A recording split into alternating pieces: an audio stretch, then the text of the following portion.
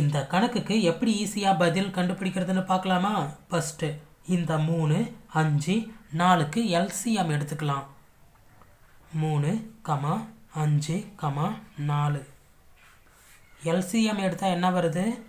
இது வகுப்படாது, அப்படியே எழுதிக்கலாம். இதுவும் வகுப்படாது, இதுவும் அப்படியே எழுதிக்கலாம். 2, 4 சரியா?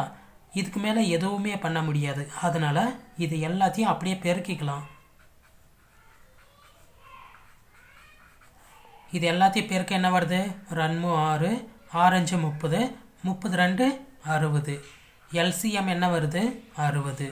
இப்போது இதுக்கு அடுத்து என்ன பண்ணுங்க, இந்த எல்சிஎம்மையும் இந்த 3, 5, 4ஐயும் தனித்தனியாக வகுத்துக்கோங்க. அதாவது இந்த மாதிரி முதல்ல எல்சிஎம் எடுத்துக்கலாம். அதுக்கடுத்து வகுத்தல் போட்டுக்கிட்டு ஃபஸ்ட்டு என்ன நம்பர் இருக்கோ அதால் வகுத்துக்கலாம். சரியா? இது ரெண்டுத்தையும் வகுக்க என்ன வருது? 20 வருது. அதுக்கடுத்தது அதே மாதிரி 60 வகுத்தல் ரெண்டாவதாக என்ன நம்பர் இருக்குது? 5. இது ரெண்டுத்தையும் வகுக்க என்ன வருது? 12 வருது. 12 5 60. அதுக்கடுத்து கடைசியாக இந்த 4, 60யும் 4யும் வகுத்துக்கலாமா? என்ன வருது? 15 வருது. 15 4 60. சரியா? அவ்வளோதாங்க ஆன்சர். இப்போ இது எல்லாத்தையும் ரேஷியோ போட்டு எழுதிக்கிட்டால் முடிஞ்சுது.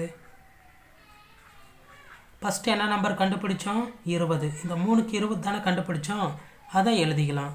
அதுக்கடுத்து விகிதம் போட்டுக்கிட்டு ரெண்டாவதாக கண்டுபிடிச்சிக்கிற இந்த நம்பர், அதுக்கடுத்து கடைசியாக கண்டுபிடிச்சிக்கிற இந்த நம்பர். அவ்வளோதான் ஆன்சர். எவ்வளோ ஈஸியாக கண்டுபிடிச்சாச்சு பாருங்கள். இதே மாடலில் இன்னொரு கணக்கு தரேன்.